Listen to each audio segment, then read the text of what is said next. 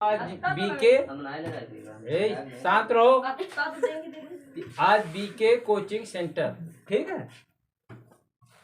ये विषय हिंदी जीवन परिचय तुलसीदास। आज मैं हिंदी का अध्ययन कराऊंगा।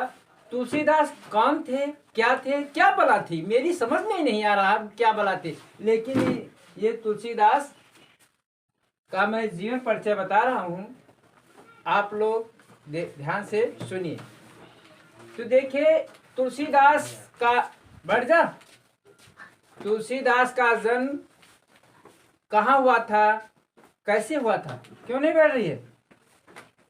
तो देखिए तुलसीदास का जीवन परिचय।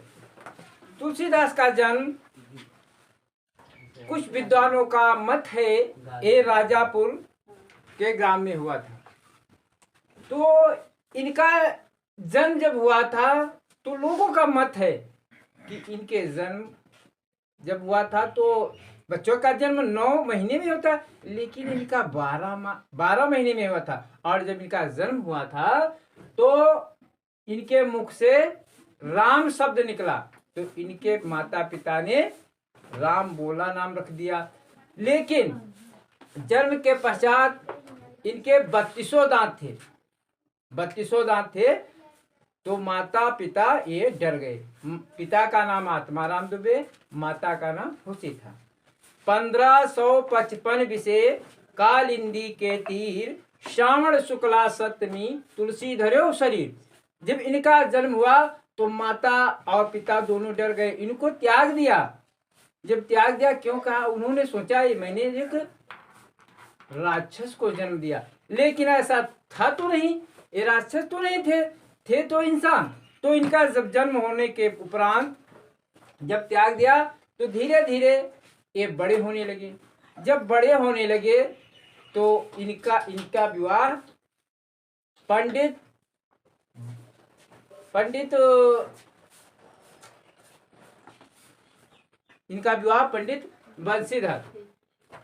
बंशीधर पाठक की पुत्री के साथ हुआ। इनके पत्नी का नाम रत्नावली था।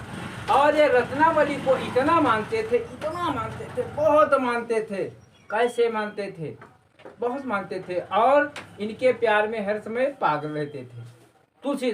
तुलसीदास इनके प्यार में इतना पागल थे तो एक दिन इनका भाई इनको लेने आया। जब लेने आया तो तुलसीदास तो बाहर गए थे, तो इनके भाई इनको विदा करके ले चले गए। और उधर सावन का महीना था, घनघोर बारिश हो रही थी। जब तुलसीदास आए तो देखा पत्नी नहीं, तो रात को ही चल दिए। कहाँ चल दिए, अपनी पत्नी के घर, अपनी ससुराल को गए।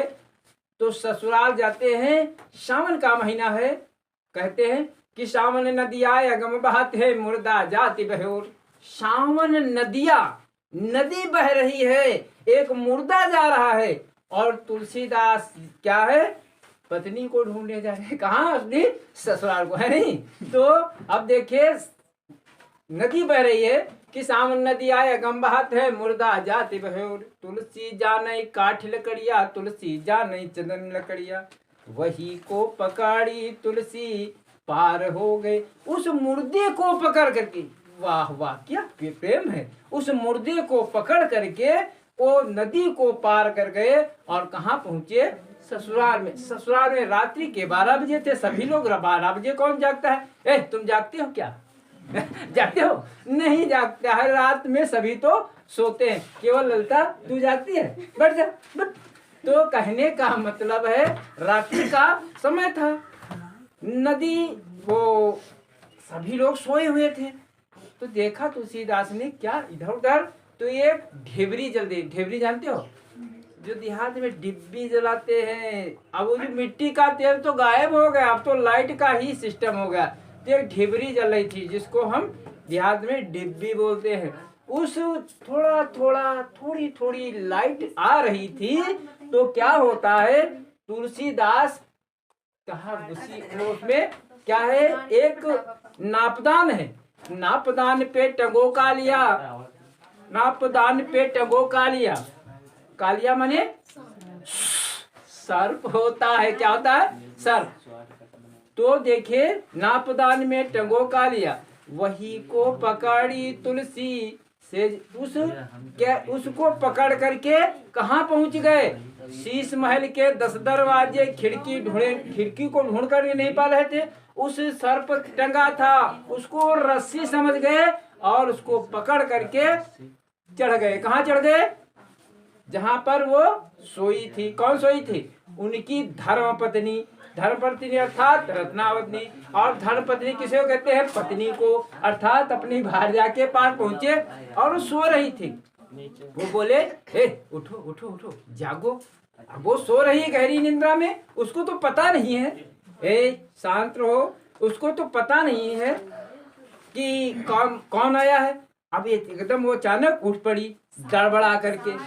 तो वो जब उठ खड़ी हुई तो उसको डांटने लगी। कहे तुलसीदास कहते मैं ही हूँ, कौन भला आ गया? इसका पति था और तो कोई नहीं था। अब तू भला कौन सी आ गई? तो कहा भाई चुप रहो, चुप रहो, मैं ही हूँ। तो कौन हो? मैं तुम्हारा पति हूँ। तो कहने का मतलब है, जब रत्नावली ने देखा तुलसीदास को, वो क्रोध से आग बबूला हो गई। क्रोध जानते हो कब आता है? क्रोध किसको कहते हैं? एक बार क्रोध तो लक्ष्मण को भी आया था। कब?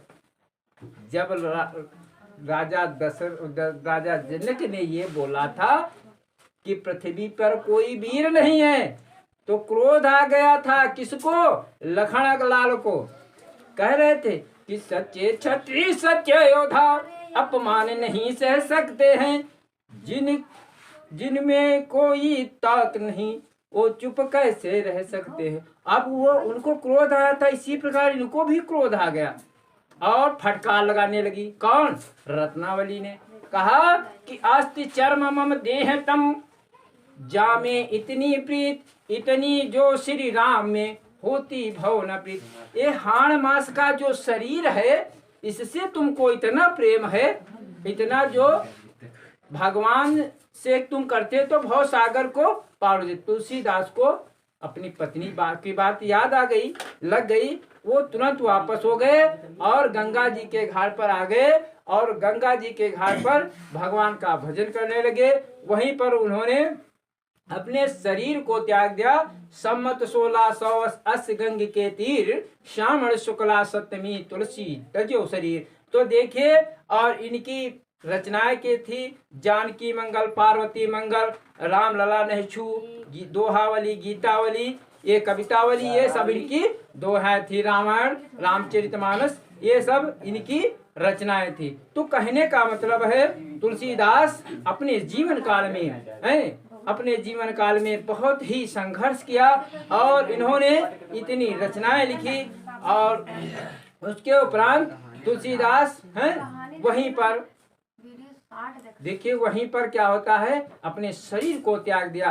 तो हम इसको किस प्रकार लिखेंगे? पहले जीवन परिचय लिखेंगे।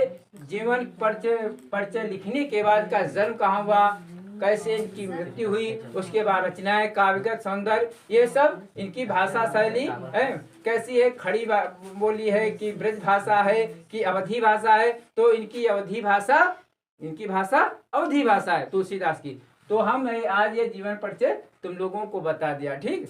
और मैं आपसे तुम बच्चों से मैं अनुरोध करता हूँ, इस चैनल को लाइक जरूर कर देना, ठीक है।